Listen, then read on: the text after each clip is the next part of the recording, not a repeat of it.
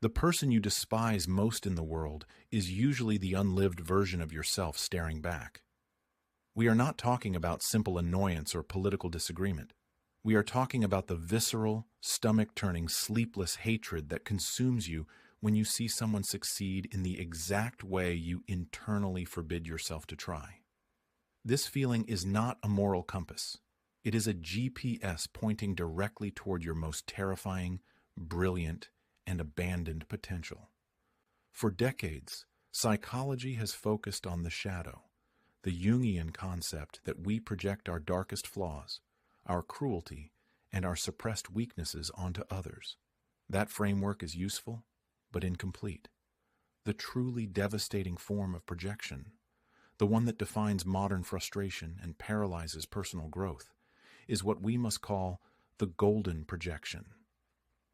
It is the unconscious defense mechanism that converts admiration into aggression, transforming the qualities we secretly covet into targets of public scorn. You do not hate the greedy executive because he is unethical.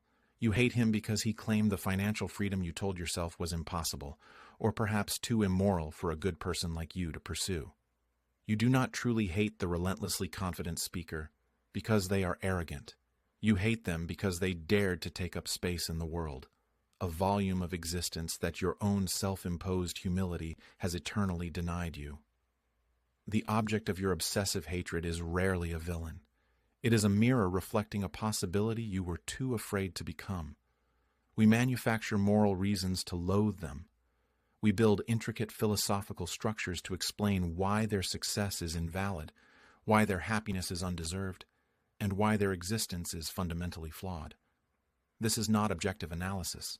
This is self-preservation. If you can successfully categorize their achievement as toxic or corrupt, you grant yourself permission to remain safe, small, and unthreatening within the confines of your self-imposed mediocrity.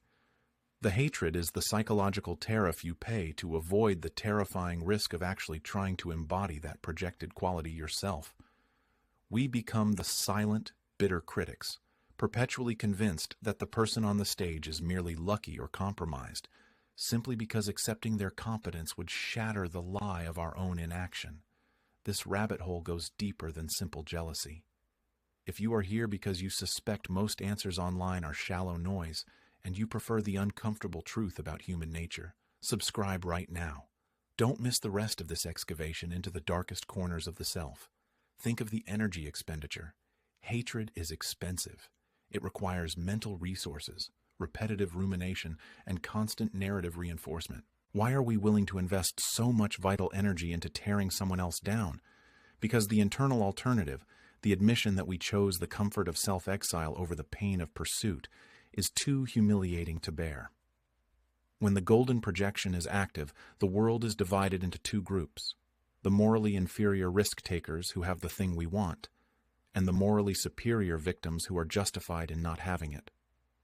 We choose the latter identity not out of virtue, but out of fear. The most potent trigger for this golden venom is usually competence unburdened by apology. We tolerate others' success only if it is accompanied by obvious, debilitating flaws that confirm our initial judgment. See, they succeeded, but at what cost? But when we encounter someone who achieves the thing we want, be it artistic freedom, material security, or emotional resilience, and seems genuinely at ease with it, the projection spikes. This person has mastered a skill we deemed too dangerous, too complicated, or too selfish to attempt. Their relaxed mastery is an existential threat to our carefully constructed identity as the noble martyr. The golden projection, therefore, is not about the other person. It is a highly detailed, inverted map of the qualities you sacrificed at the altar of early life survival. Perhaps you learned early on that confidence brought ridicule, that ambition invited rejection, or that setting boundaries caused abandonment. To survive that environment, you performed a psychological surgery. You cut out those golden qualities and shoved them into the unconscious shadow realm, where they festered. Now, whenever you see those qualities thrive in an external target, that internal trauma reemerges, disguised as righteous indignation. The venom you feel toward their freedom is just the unprocessed grief for your own lost potential. It is the sound of your internalized prison bars rattling when someone else walks free. You are hating the possibility of yourself, and until you reclaim that golden exile, you will remain trapped in a self-inflicted cycle of bitter observation. The cost of this defense mechanism is perpetual stagnation, because the golden projection is fundamentally a high-cost psychological maintenance system designed not for happiness, but for the survival of the ego's preferred narrative. It requires constant emotional expenditure to sustain the victim identity, drawing crucial energy away from productive action.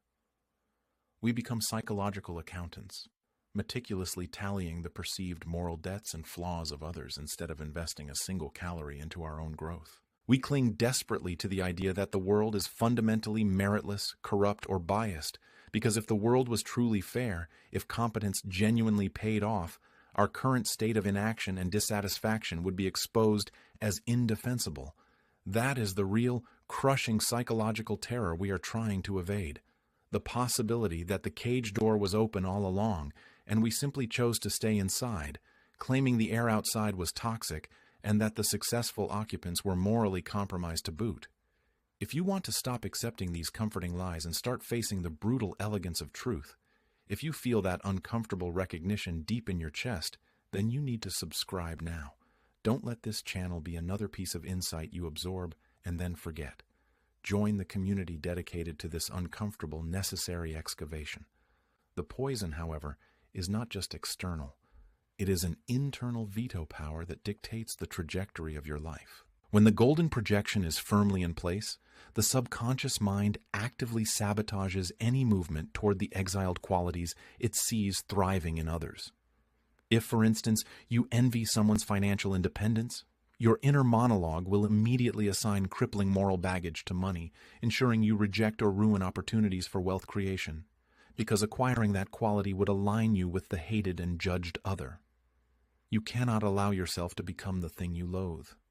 If you envy someone's boundary-setting ability and their capacity to say no, your subconscious will engineer scenarios where you desperately overgive, burn yourself out, and then bitterly resent the recipients, reinforcing the noble martyr identity that keeps you safe. This is the tragic paradox of the golden projection. The thing we desperately need to reclaim, our capacity for competence, boundaries, or ambition, is the very thing our defense mechanisms most vehemently forbid us to pursue. The resentment we feel is not a moral compass. It is merely the feedback loop of the subconscious saying, "Alert! You are attempting to violate the prime directive. The maintenance of the victim narrative must continue." This is not just a personal neurosis. It's rapidly becoming a cultural epidemic. We have collectively learned to pathologize effort and ambition as a shield against the hard truth of our own cowardice. We are so terrified of the potential failure inherent in true striving that we have created a sophisticated lexicon of dismissal to protect ourselves. We don't say, "I am afraid to start my business and risk losing everything." We say, "That entrepreneur is clearly a psychopath lacking empathy, and their success is built on exploitation." We don't say, "I lack the discipline to master my craft." We say, "True artistry is destroyed by the commercial mindset needed for market success." This intellectual and moral evasion is the ultimate form of spiritual laziness. It allows us to feel intellectually and morally superior while remaining emotionally and materially starving.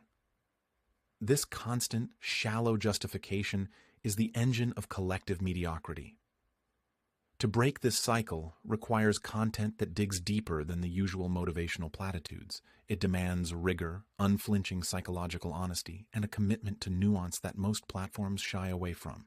If you value this kind of raw, demanding analysis, if you believe that confronting darkness is the only way to find genuine light, then please hit that subscription button and help support this channel's mission to keep providing genuinely challenging content. We are fighting a tide of comfortable ignorance, and that fight requires strength in numbers. The suffering inherent in the golden projection, then, is the conscious experience of an unconscious civil war. Your higher self desires integration, wholeness, and the reclaimed qualities that lead to mastery, while your ego, the primitive part wired for survival through early life compliance, demands segregation and exile. The greater the gap between your present reality and the projected potential, the sharper the pain of the resentment. We suffer because we know on some subterranean level that the person we are judging is merely holding up a mirror to the qualities we abandoned, and that the only true path to peace is not to shatter the mirror, but to walk through it and finally claim the gold we sacrificed. The profound poverty generated by refusing to step through that mirror is not a material lack, but a chronic deficit of character. It transforms the human spirit into a professional critic, endlessly dissecting the successful attempts of others while failing to enact a single successful attempt of its own. This is the defensive crouch of the terrified soul, which confuses cynical commentary for critical thought and assumes that moral superiority is automatically conferred upon the loser. If you want a brutally honest, real-world proof of this destructive mechanism, look no further than the widespread, venomous resentment directed toward high-leverage competence. Consider the person who masters high-stakes negotiation, or who achieves massive financial success through charismatic salesmanship and aggressive self-promotion. The collective reaction is immediate. They are a shark, a manipulator, a psychopath, a morally deficient opportunist. The accusation is never simply, "That person possesses a skill I have not dedicated the necessary years to acquiring." It is always framed as an ethical failing. But what is truly happening? The judge is observing someone who successfully deployed the exact qualities the judge consciously suppressed in their own life: the courage to ask for what they want, the emotional resilience to tolerate repeated rejection, the rhetorical power to influence outcomes, and the sheer audacity to prioritize their ambition over the need to be universally liked. The critic condemns the aggressive closer, not because the closer's techniques are inherently evil, but because the closer is demonstrating the agency the critic sacrificed long ago on the altar of compliance and comfort. The gold being projected is the abandoned capacity for productive, focused aggression. We trade the possibility of genuine influence for the guarantee of being deemed a nice guy by other equally paralyzed souls. We cling to our intellectualized disdain for the hustle because it offers a sophisticated shield against the terrifying reality of effort and failure, allowing us to feel sophisticated and wise while achieving nothing. The fight to surface these profound truths, to analyze why we choose the comfort of resentment over the terror of self-realization, is what this entire channel is built upon. If you find value in this kind of unflinching psychological excavation, the kind that prioritizes insight over comfort and refuses the easy path of moralizing platitudes, then I urge you to subscribe now. By supporting truly deep content, you are fighting the gravitational pull toward collective mediocrity and ensuring this rigorous analysis can continue. This act of condemnation is, in essence, an inverted prayer. Please, remain terrible, because your excellence proves my sacrifice was unnecessary. This pathology runs so deep that we now actively legislate against the very attributes that lead to self-mastery, mistaking the fear of excellence for the maintenance of equality. When we judge the powerful, we are subconsciously judging the version of ourselves we executed in adolescence, the version who still believed they could and should demand the world's attention. The resentment is a form of mourning. The suffering of the golden projection is therefore rooted in misplaced discipline. We maintain a brutal, unwavering discipline in avoiding what we secretly desire, dedicating our mental resources to external criticism instead of internal construction. The true battle is never against the person who successfully claimed the gold. The battle is against the self, who refuses to admit the gold was always inside the cave. The most insidious moral lie we tell ourselves, the philosophical tranquilizer that guarantees stagnation, is the insistence on work-life balance. This is not a path to happiness. It is a meticulously constructed psychological shield against necessary functional pathology. Genuine excellence, the kind that demands the world reorganize itself around your output, is defined by an absolute temporary imbalance, a period where one single pursuit swallows all peripheral variables. We tell ourselves that the person who successfully claimed the gold, the one achieving genuine influence, must be secretly miserable, devoid of true connection or family life or real hobbies. This is the ultimate comfort narrative. The successful are morally, spiritually, or personally compromised, thus validating our own balanced, yet ultimately stagnant existence. We worship the concept of perfect equilibrium because it grants us permission to cap our output at 70% and then feel morally superior to the person giving 120%. This manufactured lie disguises the core terror, the fear of commitment so complete that failure would truly crush us. Balance is the safety net woven from the threads of professional cowardice. The true gravity-defying achievement is not the ability to juggle competing demands smoothly. It is the purposeful, temporary imbalance required to achieve escape velocity from the orbit of the average. The resentful soul, bound by the golden projection, clings to the lie of balance because it provides a socially acceptable justification for never daring to be outstanding.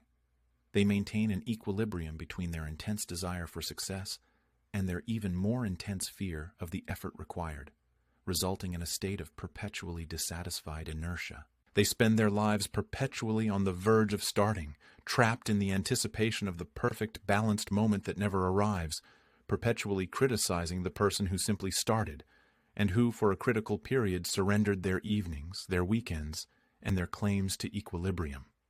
This analysis, the dissection of the comforting lies we use to maintain collective mediocrity, requires a level of psychological depth and controversial honesty that most platforms simply cannot afford to deliver, lest they lose their advertiser-friendly veneer and retreat into moralizing neutrality. If you have recognized yourself in these uncomfortable truths, if this content is challenging your established worldview and forcing a necessary reckoning with your own unused potential, then I ask you to join the growing movement of critical thinkers who value this rigorous exploration.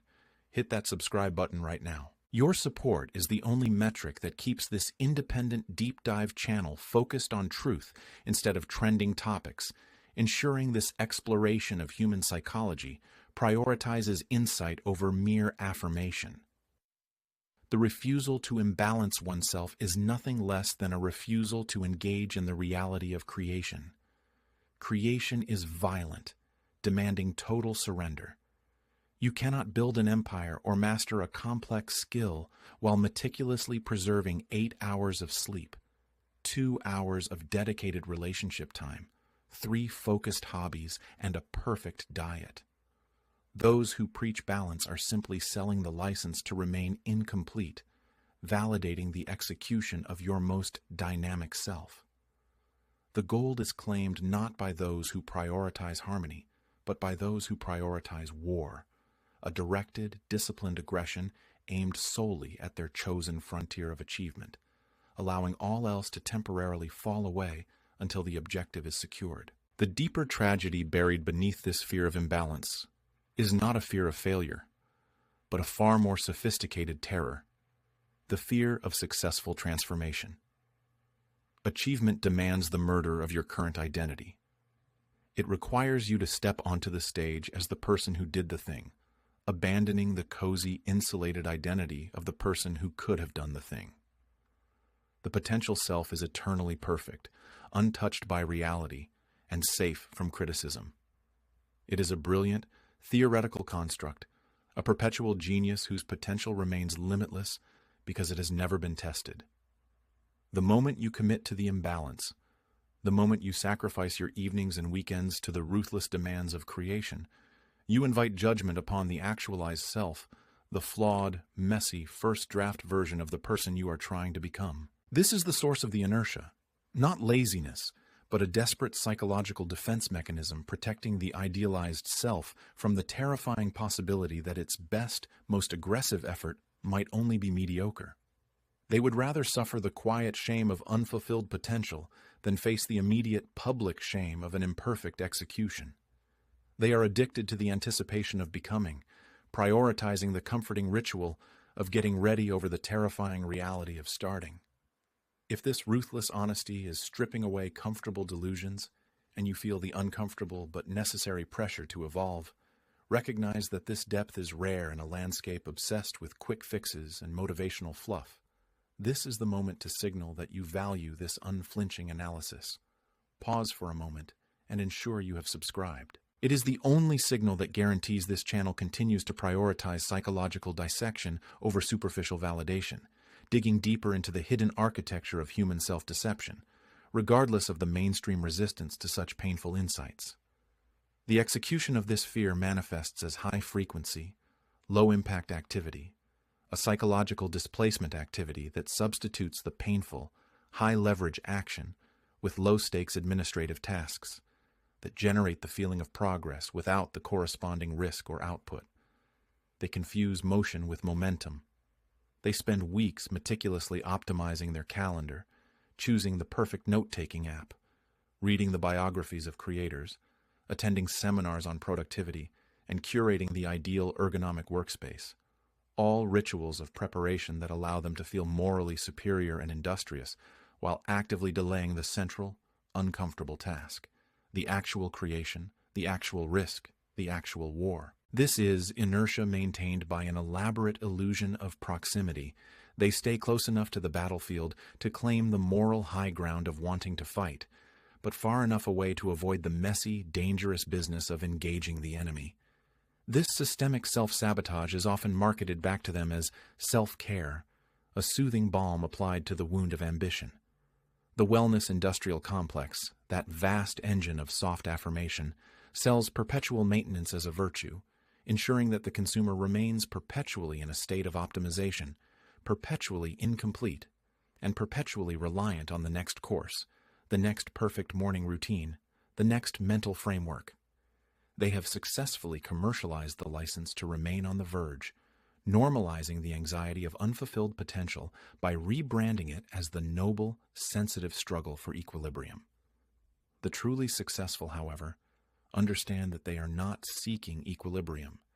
They are seeking a new baseline. The goal is not to maintain the current comfortable state, but to destroy it entirely, forging a reality where the previous extreme effort becomes the new effortless standard. The path to mastering a skill involves an aggressive, unilateral disarmament of your social calendar and personal leisure, forcing the world to adapt to your new schedule, not the other way around. This radical prioritization, this temporary insanity, is the price of admission to the elite corridors of competence. The alternative is the slow, grinding death by 1,000 balanced compromises. You will spend your life watching others break through barriers you only ever dreamed of approaching, forever stuck in the comfortable mediocrity you meticulously maintained, forever possessing the perfect potential that you never dared to ruin with real effort. The vast majority of people operate under the delusion that mastery is a gentle ascent, a smooth, incremental accumulation of optimized steps. They believe the genius is a machine running on perfect fuel and 7 hours of REM sleep.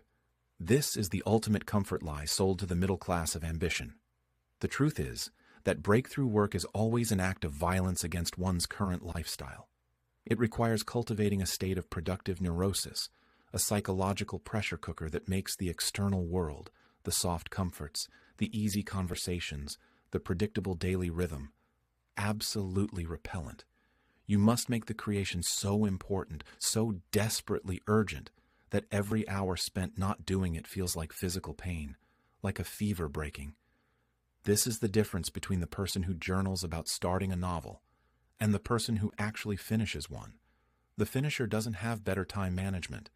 They have successfully made the failure to write an existential threat that is far more terrifying than the difficulty of the task itself. They stop optimizing their life around the work and instead aggressively optimize the work by destroying everything else.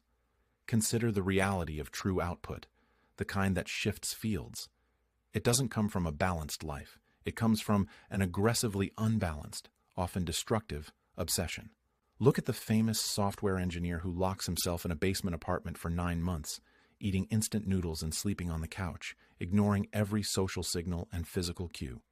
We romanticize the finished product, the elegant application, or the flawless code, but we deliberately sanitize the process. That engineer wasn't maximizing his nutrient intake or practicing mindfulness.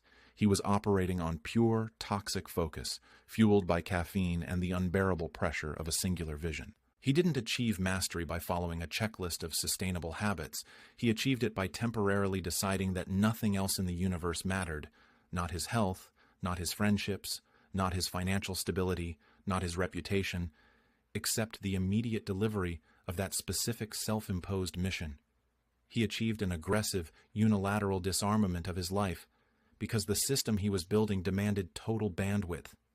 He traded temporary comfort for permanent competence, a deal the perpetually optimizing masses are simply too afraid to strike.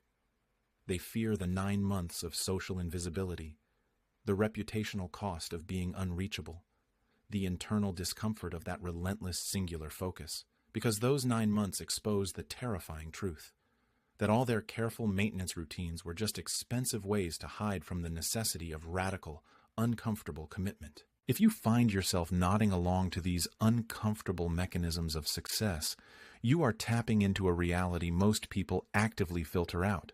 Do not miss the rest of this analysis. Hit the subscription button now to support this kind of deep, uncompromising content. The maintenance mindset demands approval and reassurance.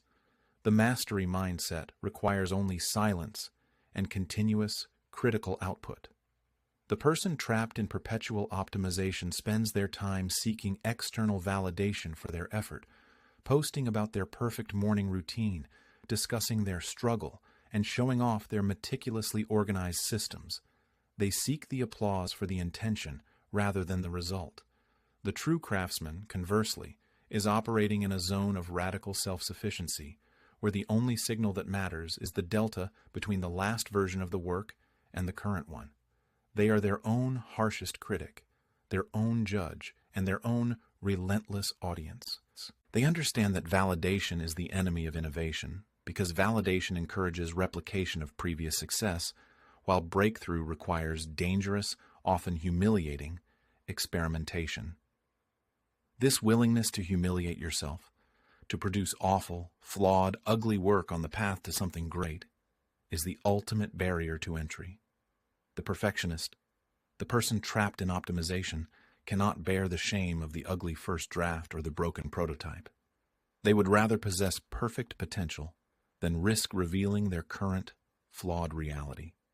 They are seeking comfort in preparation, mistaking the process of sharpening the axe for the act of cutting down the tree. But the tree only cares about the force applied, not the sharpness of the edge. This is the psychological tax we pay for genius. We must actively seek out the friction that the rest of the world strives to eliminate. While the masses are purchasing silence and soft lighting to find their flow, the masters are introducing necessary noise and pressure, often manufacturing deadlines and impossible constraints simply to force the system to collapse and rebuild stronger. This manufactured chaos ensures that they are never truly comfortable, never truly balanced, because comfort is the slow poison that kills ambition. The goal is not psychological homeostasis. The goal is relentless, aggressive transformation. If you are not constantly exceeding the expectations you set for yourself yesterday, you are not growing. You are merely maintaining a static competence, and static competence is just a high-definition photograph of eventual obsolescence. The world does not reward the optimized process. It rewards the devastating result.